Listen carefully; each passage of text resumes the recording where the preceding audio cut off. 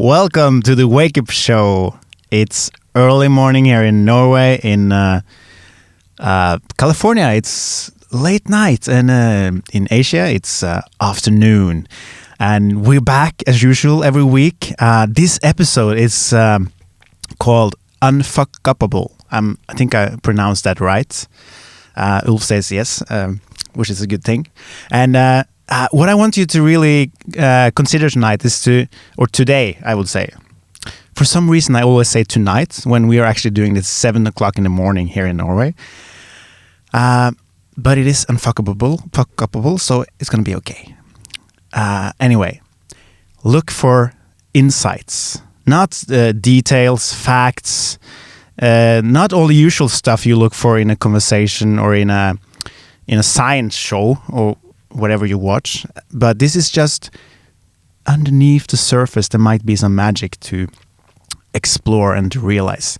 So this could be a life-changing conversation then. That's what it means.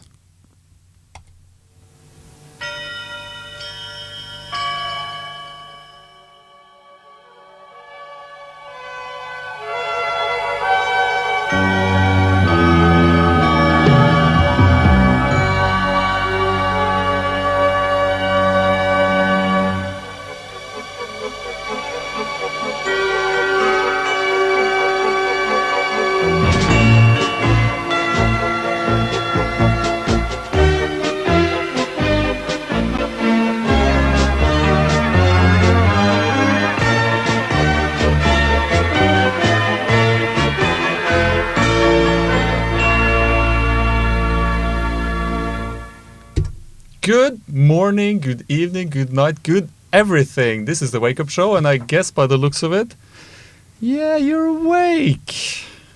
Both literally and hopefully metaphorically as well.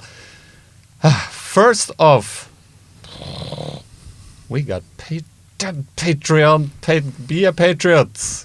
Go to our Patreon and support this wonderful show, making it the greatest show in the universe.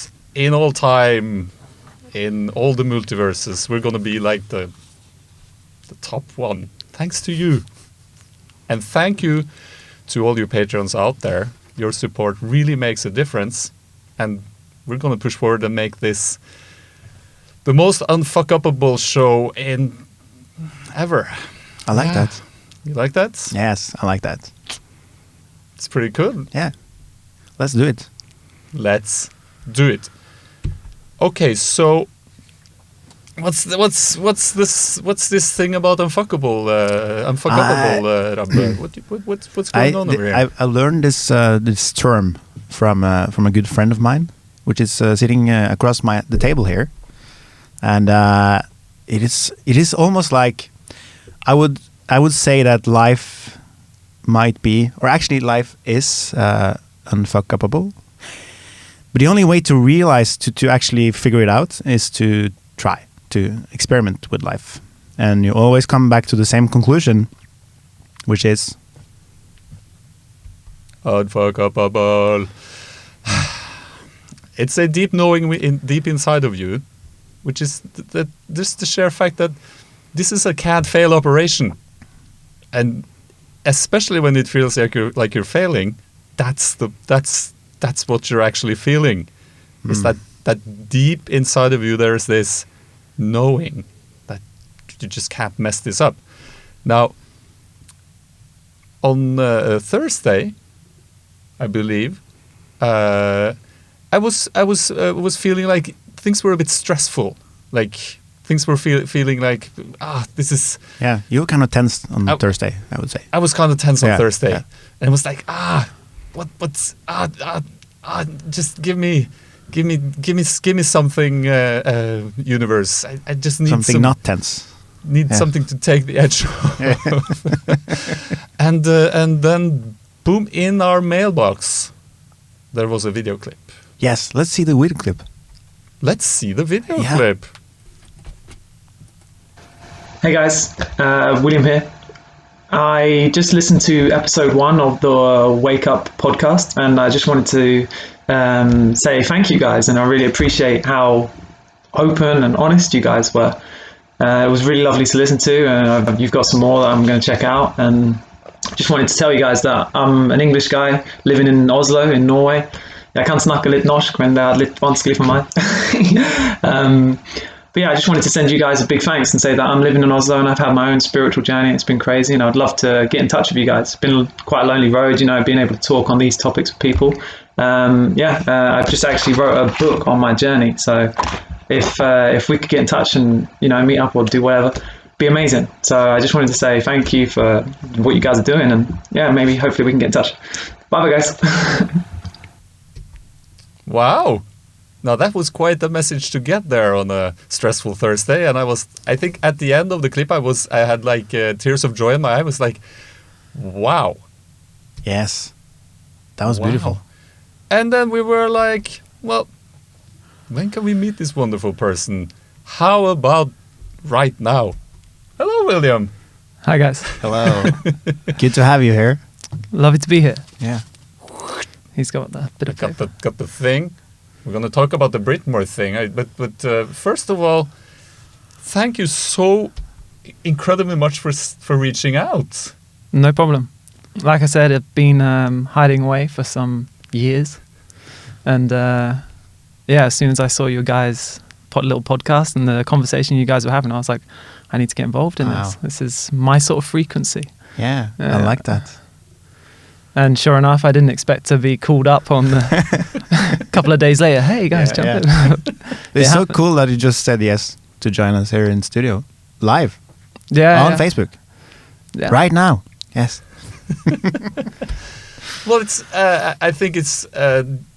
That's the thing, right? Which I felt, especially on this special day when you came into our life, was I was sort of like just asking the universe for just something. Give me something, and I was present and I was awake and was like, there it is. I feel we all just went along with that invitation, and now we're here. Mm-hmm. That's pretty cool. Yeah, there is something about saying yes to the invitations of life. Mm-hmm. And I think that also since the topic of this show is unfuckupable, I think that's a clue. I think to even to at all be able to figure out that life is unfuckupable, you have to say yes to the invitations. Otherwise, it won't look like it is unfuckupable. Yeah, 100%. Yeah, made so many. So what's your take on Unfuckupable, William? Well, I had a little think about it after Ulf told me. That's how I say your name, right? That's perfect. He said the topic was Unfuckupable, and I had to think about a diamond was what came to my mind when I actually thought about it, seeing as they're just so unfuckupable, right? Mm-hmm. They're meant to be like the hardest, most perfect crystal that exists. Mm. And then how do things become diamonds? Well, obviously that they were trees or carbon matter once upon a time, and they go through torture, they go through pain and horrible processes, refinement by nature, and poof, and you get to that solid form somewhere along the journey. So that would be my point. And I've made many, I like to look at my life as been a open-hearted, tumbling ball of chaos and joy and sadness, all sorts really. And I'm not saying I'm a diamond by any means, but I'm saying kind of look like a diamond a little bit. That's the aloe vera on my face right now. Yeah, I know. Is it shiny? But that was my my thoughts on the non-existent word that I don't think actually is a word, right? Unfuckupable. Now it is. It is now. Yeah. Urban it's Dictionary. Clearly a word now, and it should be in the dictionary, like by far, right? I really like the diamond analogy, and that was beautiful. What's like diamond in the rough? Mm-hmm. Yeah, that's a thing, right? You can find that somewhere, maybe. But just like the whole butterfly thing as well. So you're like this caterpillar, and you're moving slowly around, and you just don't know what's up, and you're just ingesting, and then it's time to just let all that go, and the caterpillar actually just disintegrates inside the metamorphosis. Yeah, it's a metamorphosis, and it's a completely different thing, like with charcoal and the diamond. Yeah, that's it. I guess. It's Yeah, natural processes. the natural process. The natural process of life. Yes. But you, Ulf, you brought this kind of term to our podcast. I brought to the word to the table. What's your take on it? What's my take on Unfuckupable? Well, here's the thing. You always wanted to be here, right? This is all you ever wanted. This is your gift to yourself. What a precious, beautiful, gorgeous gift. But in order to make it a proper and delicious and deliriously insane gift, you have to forget that you gave the gift to yourself, and you also have to make it seem sort of like it's not available to you. But to make sure that you don't lose your way completely, deep underneath all these layers of I'm useless, I'm worthless, I'm a piece of shit, I'm a fraud, there's a small nugget. And that nugget is you're unfuckupable, or you're good enough, or you're perfect, or it's just remembering that, to me, is like coming back home. Now, I believe I really liked the Narnia take on the whole thing, where these kids are in the real world, and the world's at war even, because it's like probably the Second World War. William is nodding, and hopefully, and things in real life are not that good, so they go to this faraway fantasy place called Narnia, where magical things happen, and they're kings and queens, and obviously, by the fact that they come from war, they sort of bring that aspect into the reality of Aslan. But at the end of the whole series, the author just wraps the two universes into one, because they're always in Narnia.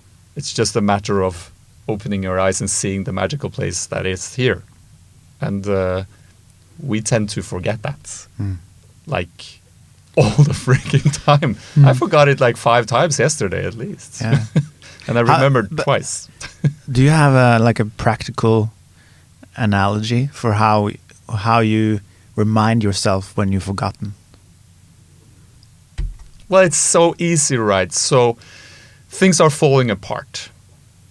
Then you just need to center in and repeat, this is unfuckupable. I'm in Narnia. Well, this is what I always wanted, is my take on it. Mm-hmm. Yeah. When I feel resistance inside myself, when I'm sort of like, oh, this feels, how on earth did I end up here? And I'm just checking in, and I see, this is what I always wanted. Mm-hmm. And I know this to be true. And I know this to be good. And it's a learning experience. And I just, the moment I surrender and accept that, Yeah. then I'm a fucking superhero. Yeah, that's nice. Why not be your own superhero when you can? Why make life something so boring as being a victim in a way? Like, ironically, though, superhero movies tends to be all about the superheroes being in all types of troubles. That's a good point. Yeah. Yes. Resistance is a funny thing, isn't it? It's what do we need to resist all the time, even in situations that are very uncomfortable and unnatural? If you, like you said, if you can find that space inside you, that little nugget that you were talking about, that you know is you, and that there's no one can touch that's protected somewhere deep within. Yeah. There's no resistance. That's how I find my peace in those in similar situations, like you've said. Yeah. there's I have a space within me that no one can touch, and that I know there is me in there. If that makes sense. Makes a lot of sense. Yeah.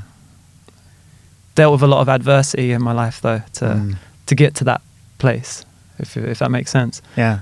It took a long time to find that space within and to protect it and to know when someone's trying to, if someone tries to attack you, a certain belief or something that you hold, I had to learn not to react and to stay in that space where, I can agree with you, disagree with you, respect you, all at the same time, and not be in a reactive mode. I think that's something in there similar Reactive to what you mode. I like that way of putting it. Like how much we do that in life when we're not conscious. I think even us sitting here, we talk about being awake and all these things. Like for every single layer, in a way, there is this.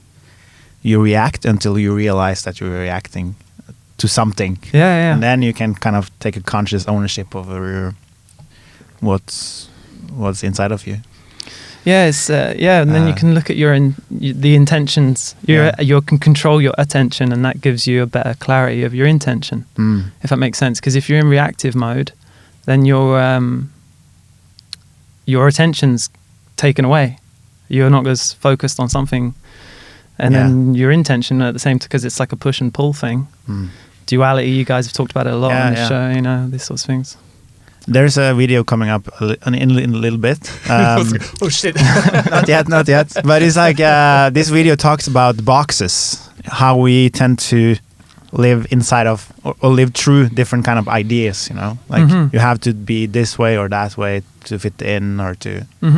And I think that's interesting. How we also the conscious process or the unconscious process is how we until we realize that we're not in need of fitting in. We kind of try to, or at least this is my experience though, until I realized I'm part of the picture, I always try to, and this goes kind of layer by layer, my unconscious reaction is to kind of, to figure out how I calculate myself out of the picture, not to be in the way of life in a sense. Also when in my spiritual awakening, going through this process of thinking that the point is to be so spiritual that I don't need to be here. So every reaction to life was, okay, how am I in the way of this? And then trying to just disappear until I realized, oh, maybe the point is that I'm going to be here as well. I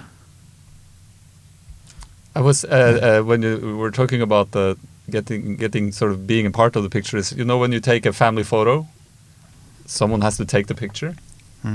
So who's not going to be a part of the story? Who needs to step outside and look into the situation? And yesterday, my youngest daughter, she had her third birthday, and I was taking some pictures, and then at one point I was like, it's comfortable to sort of look at the situation, but at one point I just had to put the camera down and go be with my daughter and be in the situation, because like obviously looking from the outside, like looking at a movie it gives you some sense of like being there, but to actually be there, I would have to put the actual camera down and go over to Nora and play with the toys or I heard you mention that actually in one of the episodes before. You mentioned that you had to not mess around with the buttons so much, and that made it much easier for you to actually be present in the conversation. I could easily I can understand. I can feel that now with you guys, having to mess around with other things that you can't get as deep into certain ideas and things like that. Being present is a powerful thing, isn't it? It really is. Yeah, it's super powerful. Yeah. There's a message on the Facebook chat which is saying, "Hi Papa, hilsen Adrian." Well, that's good. Yes. Hey Adrian. Hello. I think it's time to show the video. Now, just to be clear, what video is it that I'm showing this to? It's number 2. The freedom struggle? No. No! It's called VB02. Oh, shit, Yes. sorry. Sorry to all, You can choose. pardon about, If you want to use the subtitles or not. I'm going to use the subtitle Okay, ones. that's fine. That's fine. We are all on a quest to live our best life. And it seems like we spend every moment of it trying to fit into all these boxes. Boxes, common ideals of how life should be. Doing what seems to be the right things, following unwritten rules. And then hope that when we finally get there, it will make us feel alive, living the good life. We are so convinced there's a common formula we have to follow in order to live our life. As if someone outside of yourself can possibly know what's best for you. But if you are not the one creating the boxes, then whose life are you really living? Do you know how rare it is in this world to have a personal experience or relationship with something? One-to-one, just yourself alone without being contaminated? Every institution in the world is working on the mind of the child to condition it to think like other people and to have everything secondhand and everything borrowed. We have repeated over and over again the idea of someone else's life so that we don't recognize the truth within ourselves. And we all have a great need for acceptance. But you must trust that your beliefs are unique, your own, even though others may think them odd or unpopular, even though the herd may go, that's bad. Robert Frost said, 2 roads diverged in a wood, and I took the one less traveled by, and that has made all the difference.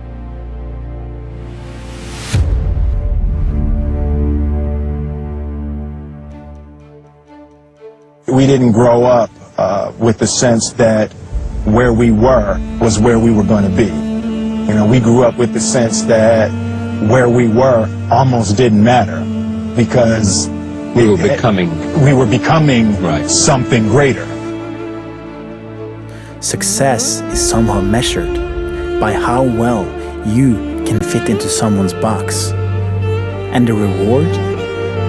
You get to do the same thing again and again and again, believing that you're getting somewhere. They can't give me what they can't give me. It looks like security comes from the right money or the right partner. It looks like self-esteem comes from the right weight or the right clothes. It looks like success comes from certain achievements. That's all bullshit. And I think what happens is we make this situation more complex than it has to be. Because we're looking for complexity. There's got to be something complex to understand. It can't be that easy. No. So many of us choose our path out of fear disguised as practicality. What we really want seems impossibly out of reach and ridiculous to expect, so we never dare to ask the universe for it. I'm saying, I'm the proof that you can ask the universe for it. Let's see that animation replay. You can ask the universe for it.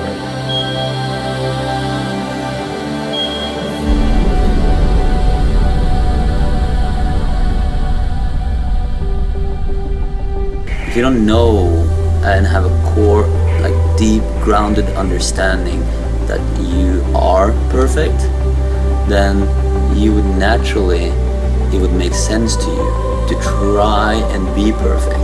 And then you walk around in life trying instead of being. The people that inspire us are those people that are true to themselves, who believe in something and go for it, who walk their own path. the reason you get inspired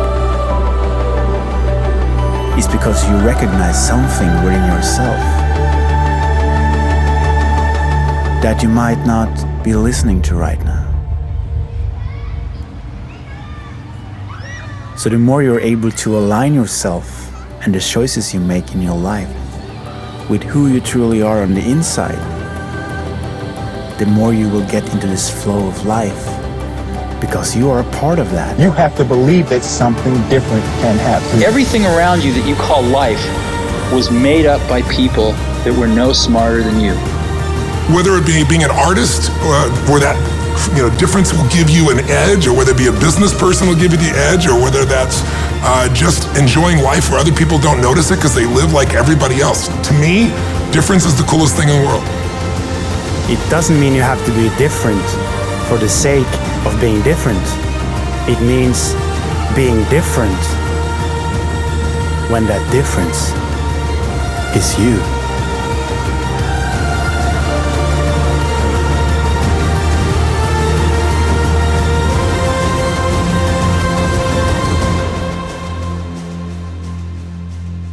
I can tell you from experience, the effect you have on others is the most valuable currency there is.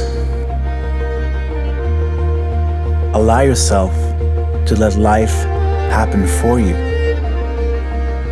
Allow yourself to be you.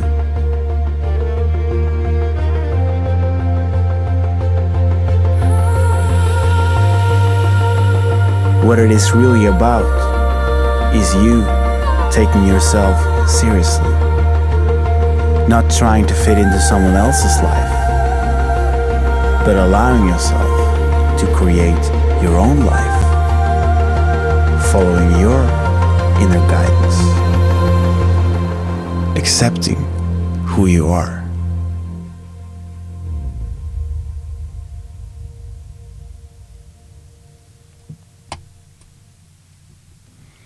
Whoa! Yeah, beautiful video. Did you guys put that together? I made it a while ago. Yeah, okay. That was you over the talking that over was the top. the voiceover, yeah. You made a motivational video. Yes, I I'm did. I'm very motivated. Yeah, me motivated? too. I'm ready. I'm ready. That's good. That's good. Then it worked. Yeah. What do you guys think? Not about the video, but the message of the video. Yeah, it was beautiful. There was lots of messages in there, but the overall message, wouldn't disagree with it. There's so many people that I look up to in that video. Some heroes of mine. Inspirational people who have lived there, who have been true to themselves, who have expressed themselves unapologetically, and and it's like you said, being in that box that we're raised in, that kind of corporate box that we just struggle to, So true. So this is the reason I wanted to show this video in this particular show is because as I don't know anything about you, William, but I got from the video you sent us that you have been through some kind of process, some kind of awakening. Yeah. And this video was kind of my awakening. Like I spent probably a couple of years making that video just because it was a continuous process. I was going through a lot of things at the same time. So I'm just curious, what is your journey and what is your awakening and what have you been through? So I grew up kind of in a working class background, just in Cambridge in England, and my parents got divorced when I was 10 years old, and that was kind of the first time that I got sad. Before that, even though I wasn't wealthy or anything, I loved life. It was beautiful, climbing in dens and out in the fields and messing around with all my friends and everything. It was beautiful. And then after my parents got divorced, there was like a shift in my life, like a sadness took over, and I became quite rebellious and quite naughty. And then it took me some years before I got to kind of get over that pain, but I'd never addressed it. It just kind of fell away to the side, and new adventures like girls and new like life, as growing up through adolescence into teenage years, it just took over my attention. But I always was like a natural kind of philosopher. I was always a deep thinker, and my dad was a nature man. I was always asking him questions, but no one was religious. and I never got any answers, and it just wasn't enough for me. Like, I don't know, I couldn't tell you why. It was just natural for me. None of my friends were really into these sort of big questions. And then, so when I got to sixth form, I was able to study philosophy and environmental science at A level. So what's Vigelundskole? Is that what it's called in Norwegian?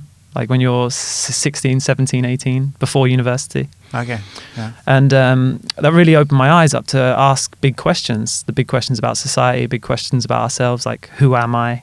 Why are we here? You know, these basic, simple, but huge questions.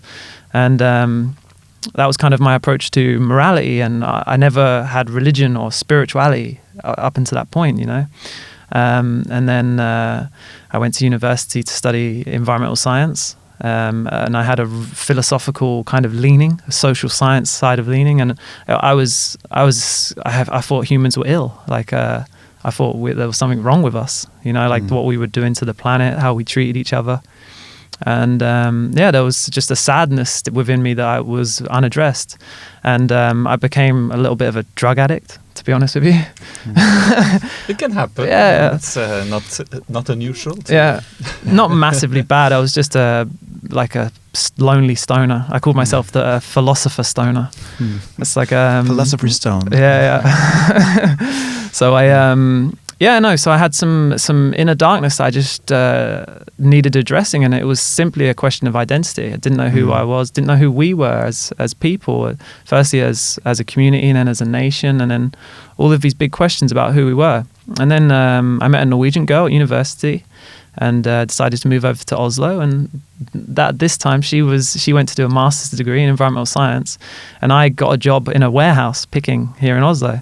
And I started hanging around with all these Swedish immigrants, and they introduced me into lots of psychedelics and all of these new sorts of spirituality. I had this hippie friend who was massive into Hinduism and Buddhism and all these sorts of things, and it was kind of it was almost like a natural process. It was like something was pulling me along this journey unbeknownst to me, you know, like I went to them, studied the environment, studied about climate change, learned about the whole, what's going on in sustainability and all those sorts of things.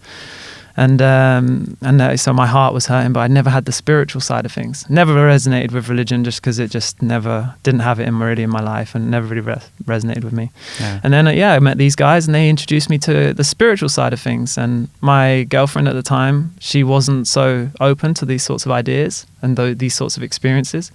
So we broke up, and then I kind of dived in deep. So I would go off into the forests here and explore consciousness by myself, and I got into yoga and I started meditating, and then I had a real big spiritual awakening in 2012, 2013, where I just kind of it kind of came to me. Like you say, I remembered stuff. Like it wasn't new. It was something that I felt that was embedded within me. Yeah, right, the remembering part that always gets me. It's like you always knew. Yeah. Like, what?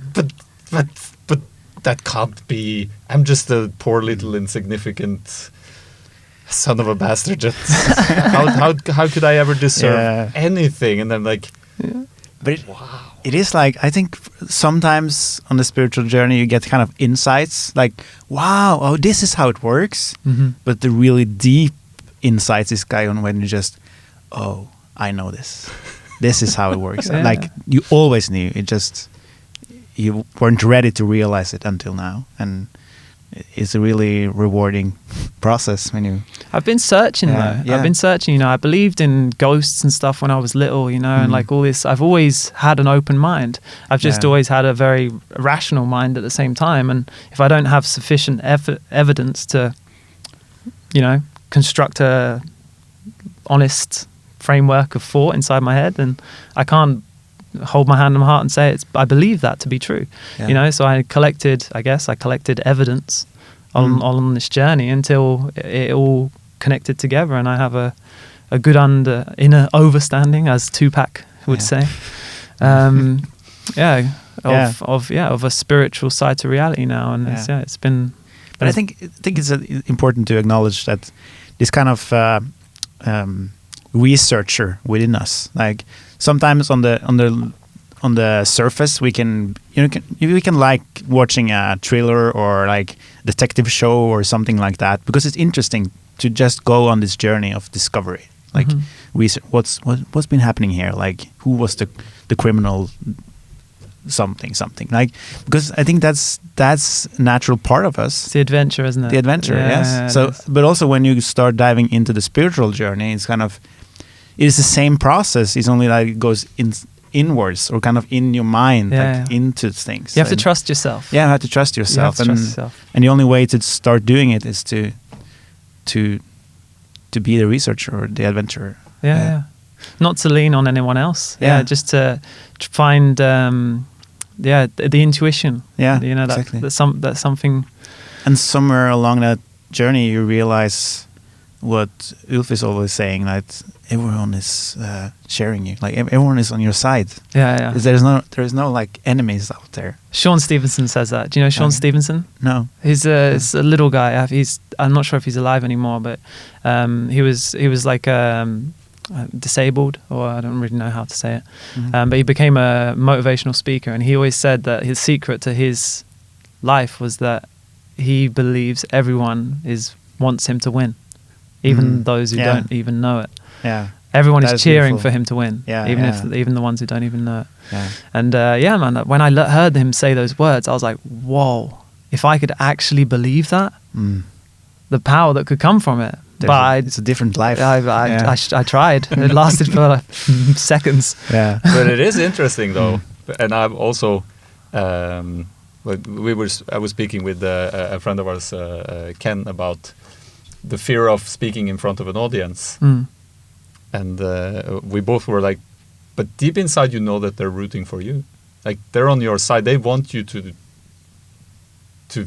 succeed, and I think it all points back to you again, is when you're looking at someone when they're performing, you also at one level will want them to succeed, but if you're stuck in your egoic mind, you might also secretly want them to fail, because that will make you look better.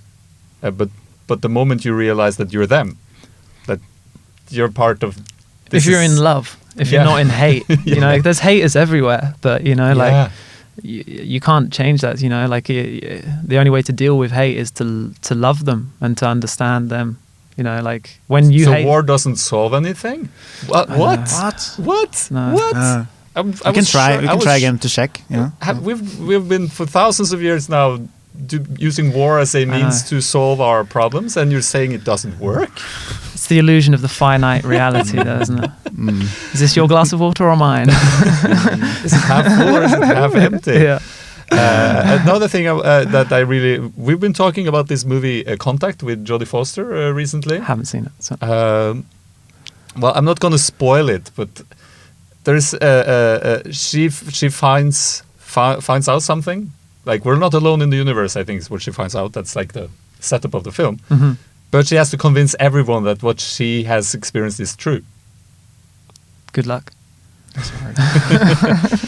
and I really like, because that's to me, that's at the core of it all. That's the gift, right? Yeah. Is that you will get this deep knowing inside of you, and when you share it with others, they'll be like, well, how can you prove that? And but I just know. Yeah. And then they're like, well, could you scientifically like measure it or put it into a cup, or could we see it? Or it's like, well, you just have to experience it. I think we're all seeds. And even the sun's shining up above, and even when one sprouts through the soil, others are still under the soil.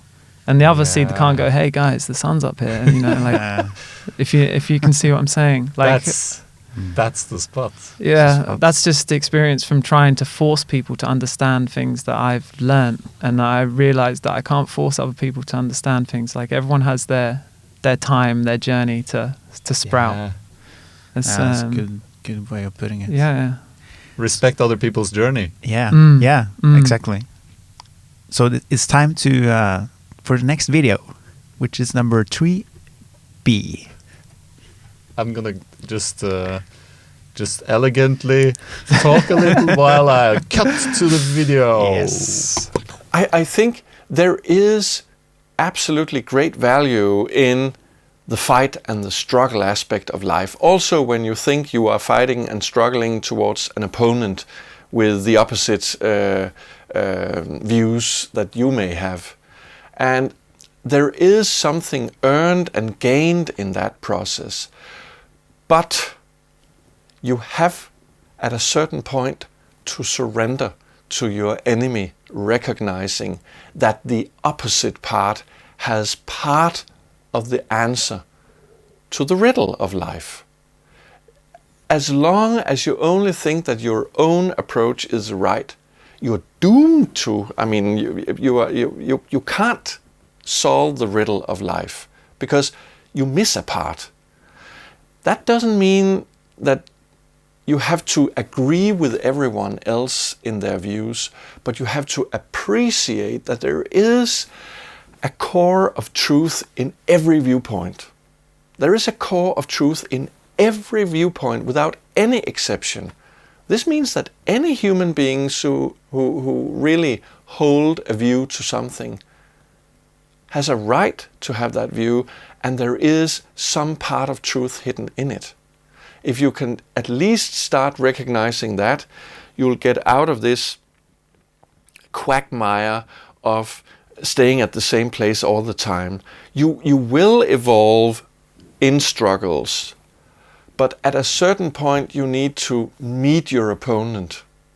You need to meet what you fought against, because there is unfinished business in it.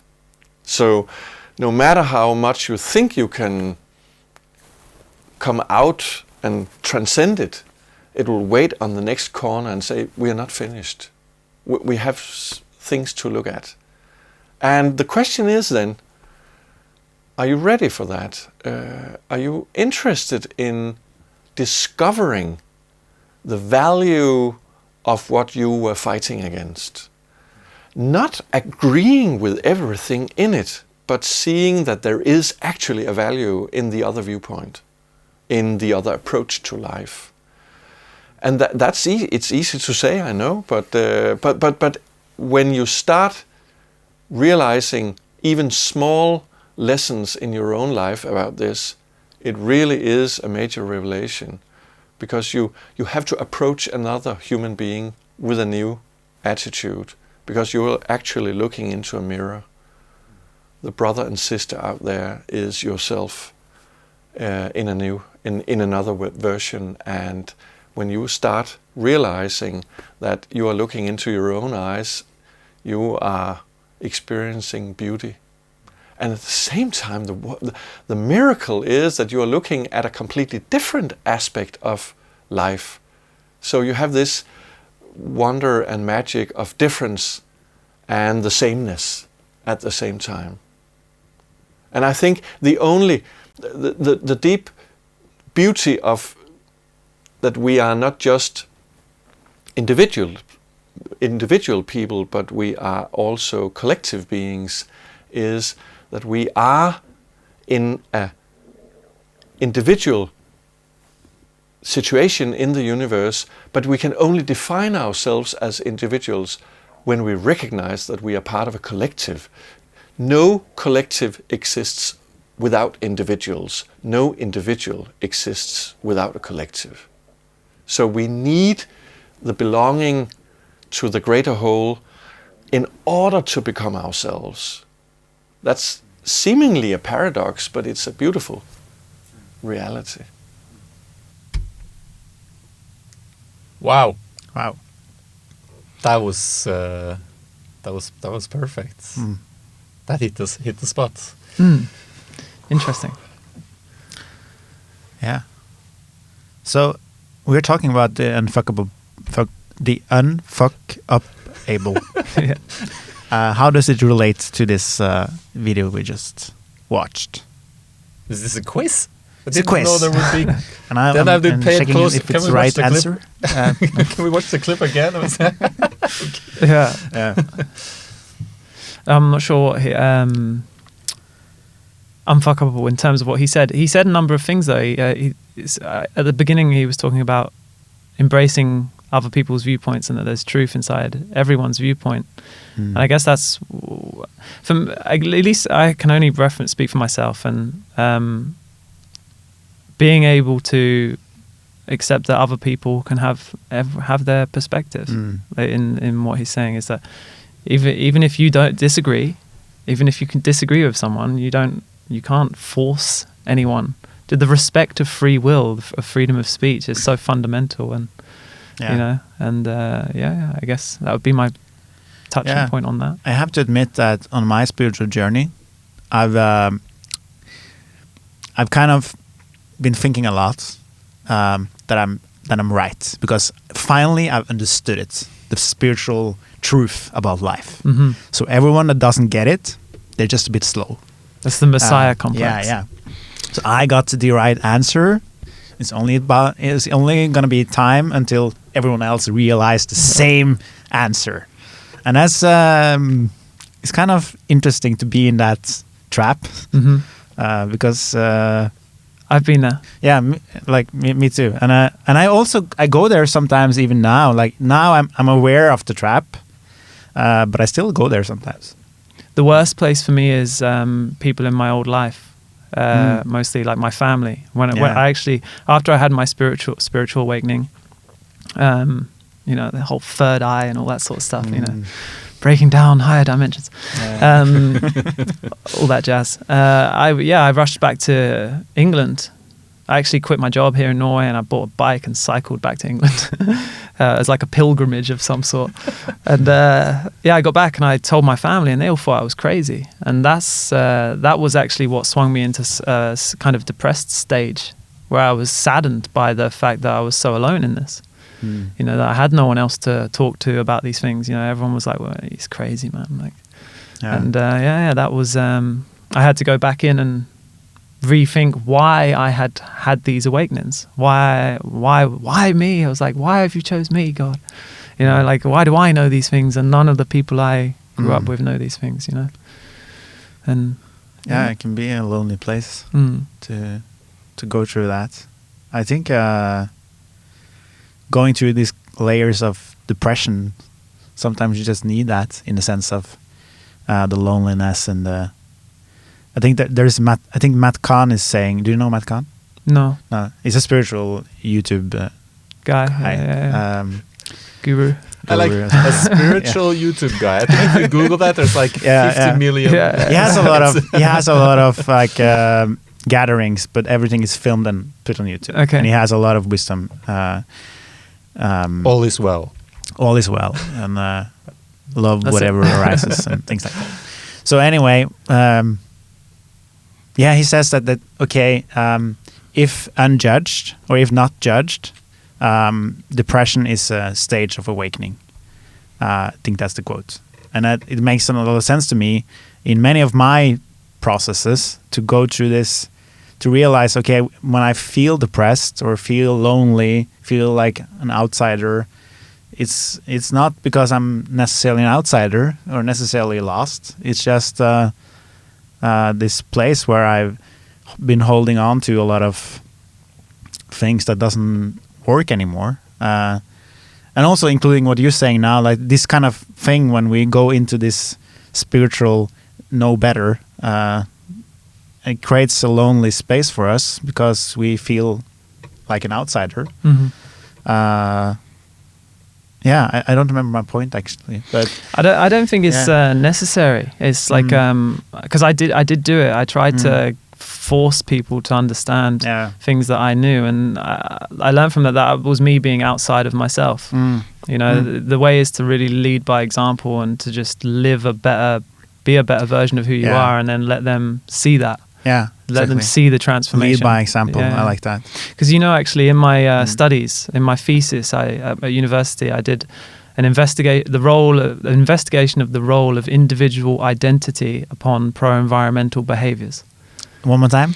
Okay.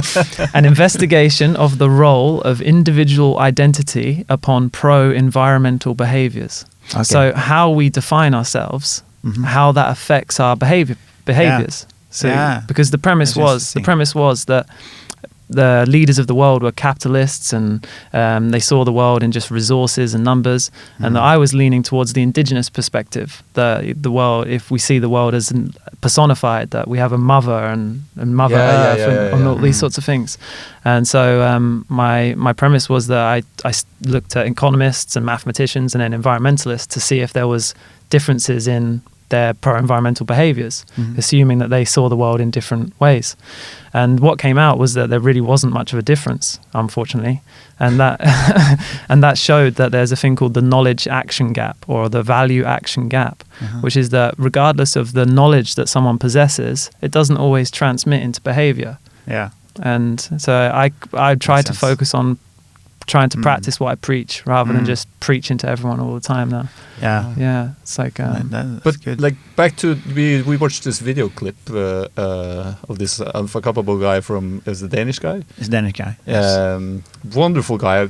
I just want to have him like stick around in the back all the time and like just whisper in my ear like it's all good. Well, everyone's a mirror, right? So if you're trying to convince a mirror, who are you trying to convince? That's a good point. Yes. But it's something I realized when you talked is this. I always think for every layer I've kind of realized in myself, I believe I become a better version of me.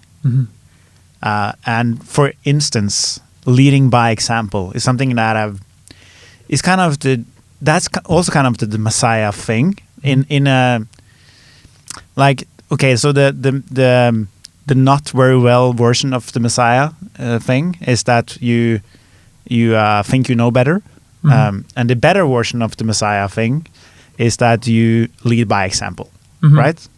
Don't litter. Yeah. What? Don't litter. Don't litter? Yeah. What does it mean? Throwing rubbish on the floor. Yeah.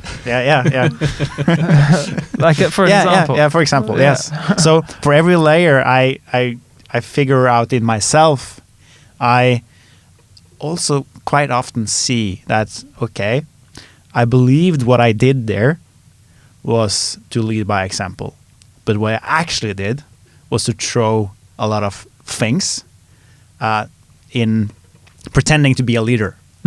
Make sense? Yeah. That's I've realized that within me so many times that I still do that. Like I think I'm leading by example, but I'm actually just putting out facts for other people to supposedly pick up. And I have to get this off my chest now because I just had like the most insane realization. You know, I am a parent. I have 3 children. It's beautiful. Do I lead by example, or am I just pushing these ideas into their minds, which I am not living up to? Like your very textbook example was like, stop sitting on the phone all the time. Kids, stop sitting on the phone all the time. Yeah, exactly. So annoying. It's because I want, I want them to you know what my mom always be their best, or I want them to like be better than me almost, right? But it's attacking it from the completely wrong angle. Yeah. My mom always says this: don't do as we do as we say. And it's kind of funny.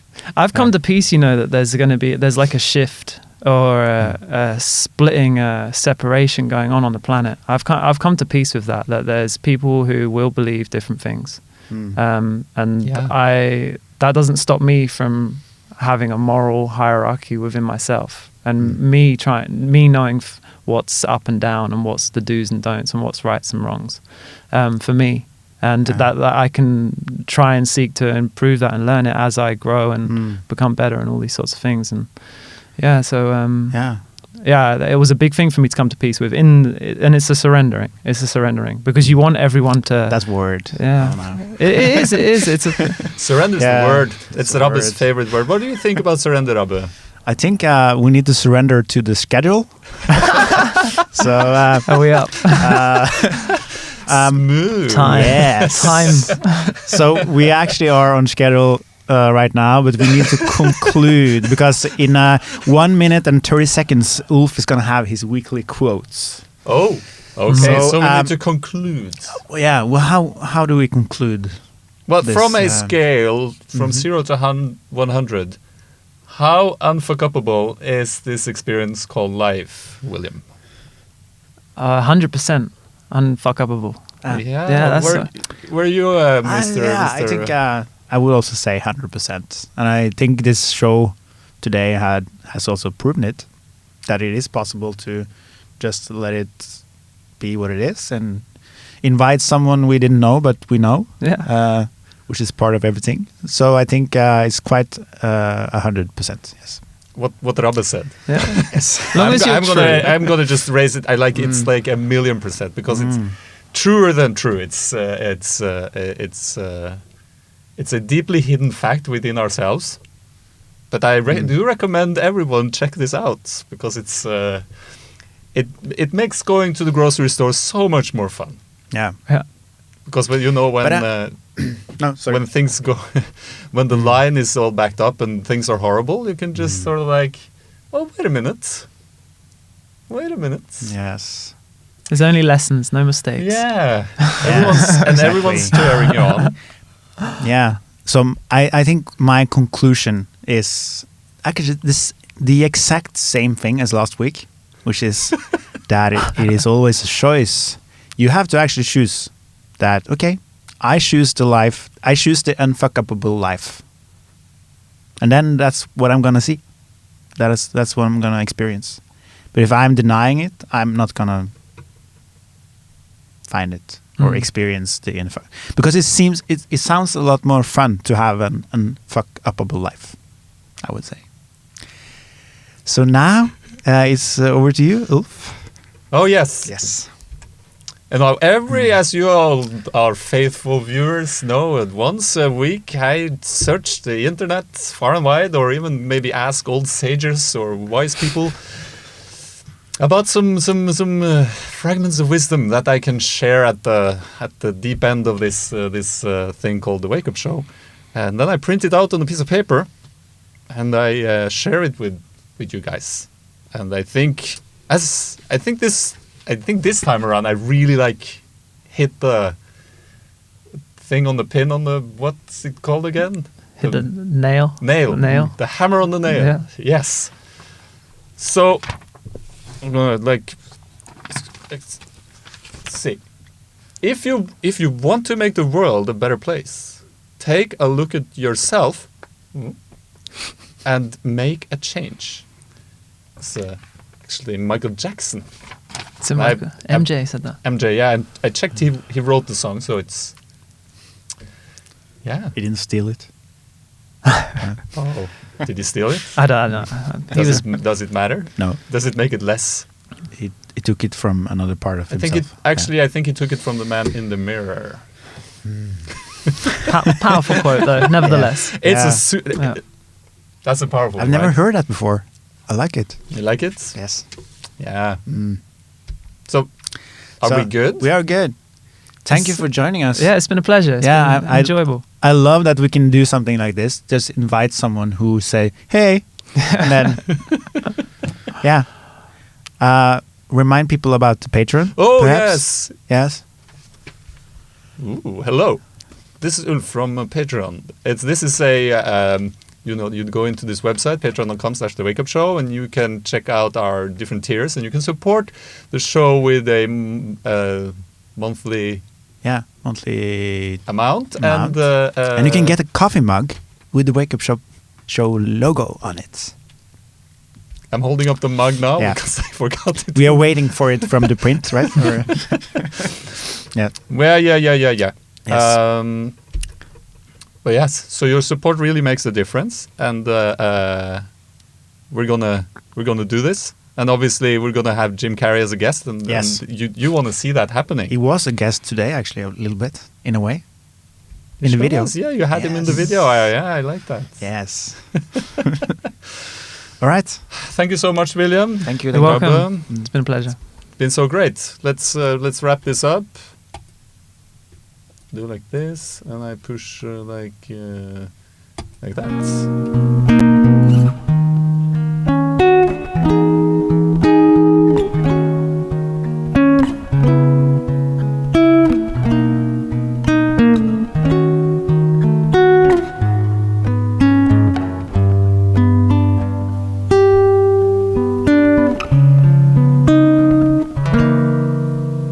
I see trees of green, red roses too. I see them bloom for me and you, and I think to myself, what a wonderful world.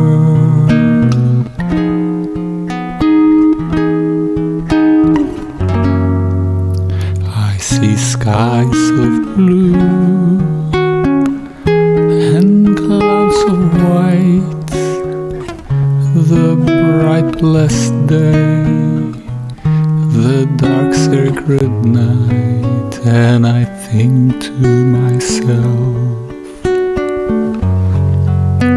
what a wonderful world.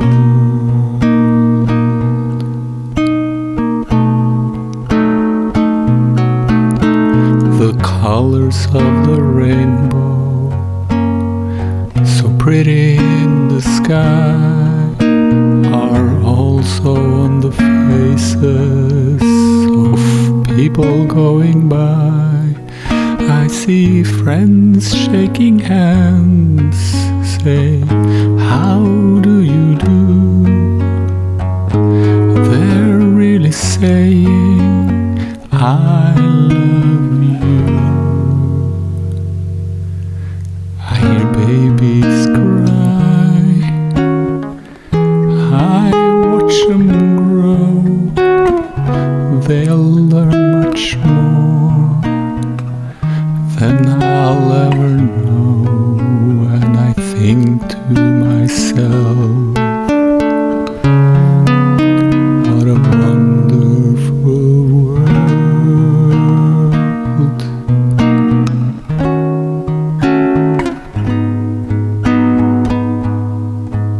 Yeah, I think to